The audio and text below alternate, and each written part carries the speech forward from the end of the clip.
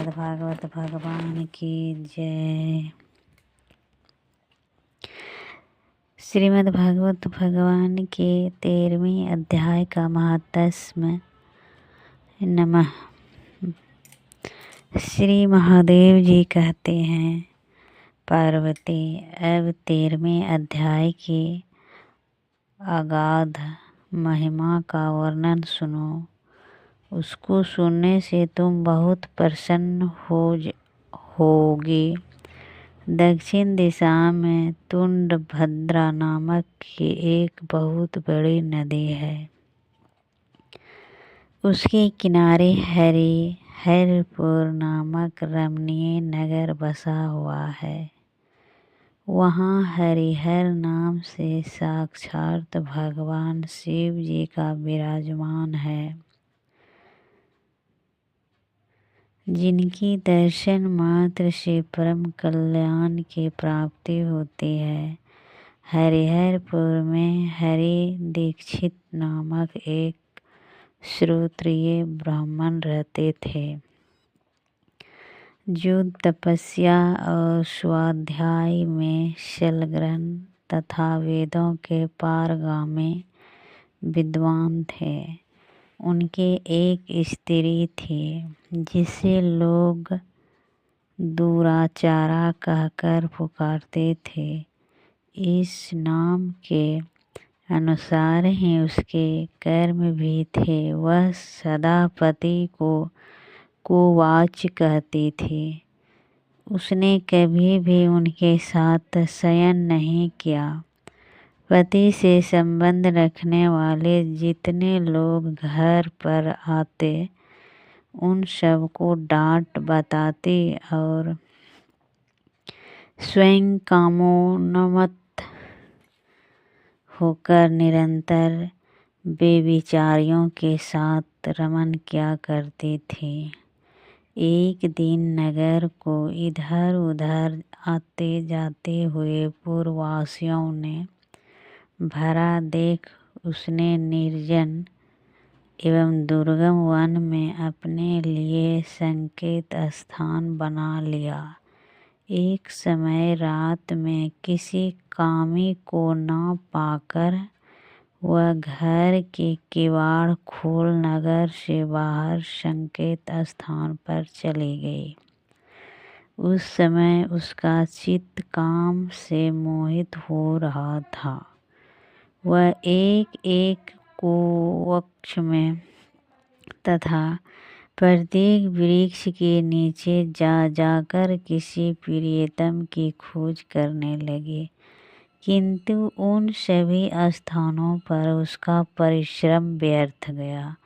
उसे प्रियतम का दर्शन नहीं हुआ।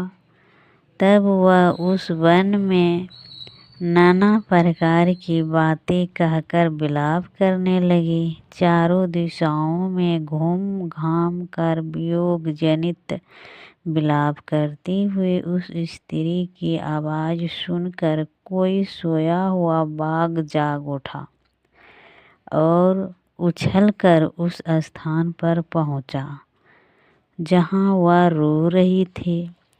उधर वह भी उसे आते देख किसी प्रेमी के आशंका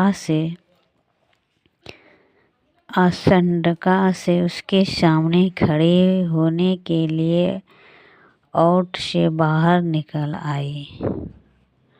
उस समय बाघ ने आकर उसे नख रूपी बाणों के प्रहार से पृथ्वी पर गिरा दिया। इस अवस्था में भी वह कठोर वाणी में चिल्लाती हुई पूछ बैठी, अरे बाघ, तू किस लिए मुझे मारने को यहाँ आया है? पहले इन सारी बातों को बता दे, फिर मुझे मारना। उसकी यह बात सुनकर प्रचंड पराक्रमी बाघ क्षण भर के लिए उसे अपना ग्रास बनाने से रुक गया और हंसता हुआ सा बोला, दक्षिण देश में मलापहा नामक एक नदी है। उसके तट पर मुनि पर्णा नगरी बसी हुई है। वहाँ पंचलिड नाम से प्रसिद्ध साक्षात भगवान शंकर निवास करते हैं। उसी नगरी में ब्राह्मण कुमार होकर रहता था। नदी के किनारे अकेले बैठा रहता और जो यज्ञ के अधिकारी नहीं है उन लोगों से भी यज्ञ कराकर उनका अन्न खाया करता था। इतना ही नहीं, धन के लोभ से मैं सदा अपने वेद पाठ के फल को भी बेचा करता था।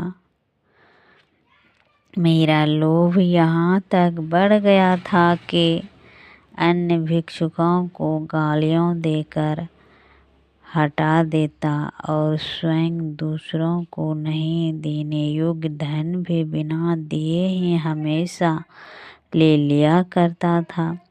ऋण लेने के बहाने में सब लोगों को छला करता था। तदंतर कुछ काल व्यतीत होने पर मैं बूढ़ा हुआ। मेरे बाल सफ़ेद हो गए, आँखों से सूझता ना था और मुंह के सारे दांत गिर गए।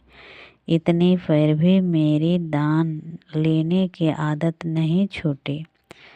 पर आने पर प्रतिग्रह के लोभ से मैं हाथों में कुश लिए तीर्थ के समीप चला जाया करता था। तत्पश्चात जब मेरे सारे अंग शिथिल हो गए तब एक बार मैं कुछ धूर्त ब्राह्मण के घर पर मांगने खाने के लिए गया। उसी समय मेरे पैर में कुत्ते ने काट लिया। तब मैं मूर्छित होकर क्षण भर में पृथ्वी पर गिर पड़ा। मेरे प्राण निकल गए। उसके बाद मैं इसी बाघ्य योनि में उत्पन्न हुआ।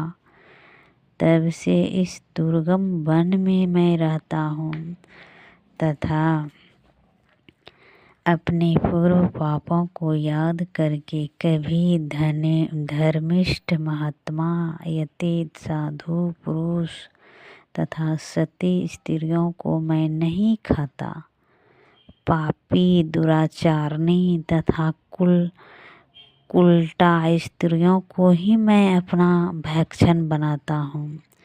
अतः उल्टा होने के कारण तो अवश्य ही मेरा ग्रास बनेगी।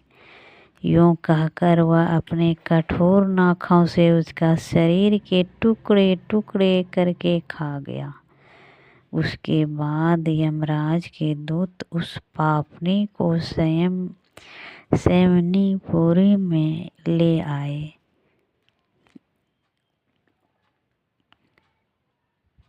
वहाँ यमराज की आज्ञा से उन्होंने अनेकों बार उसे विष्ठा, मूत्र और रक्त से भरे हुए भयानक कुंडों में गिराया। करोड़ों कल्पों तक उसमें रखने के बाद उसे वहाँ से ले आकर 100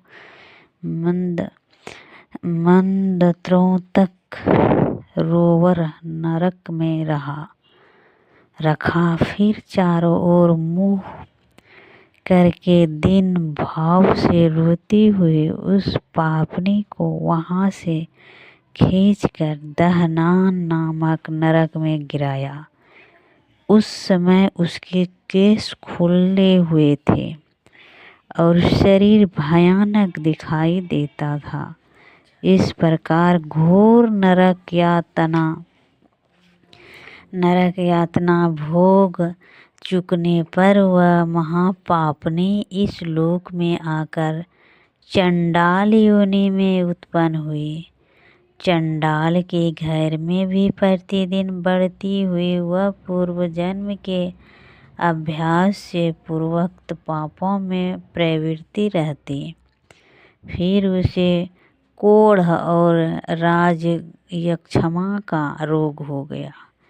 नेत्रों में पीड़ा होने लगी।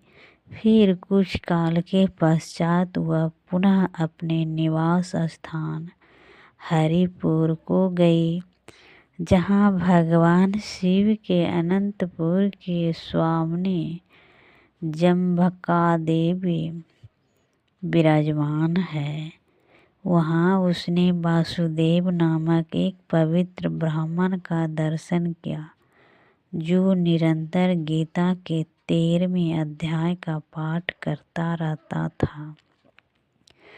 उसके मुख से गीता का पाठ सुनते ही वह चंडाल शरीर से मुक्त हो गई और दिव्य देह धारण करके स्वर्ग लोक में चली गई।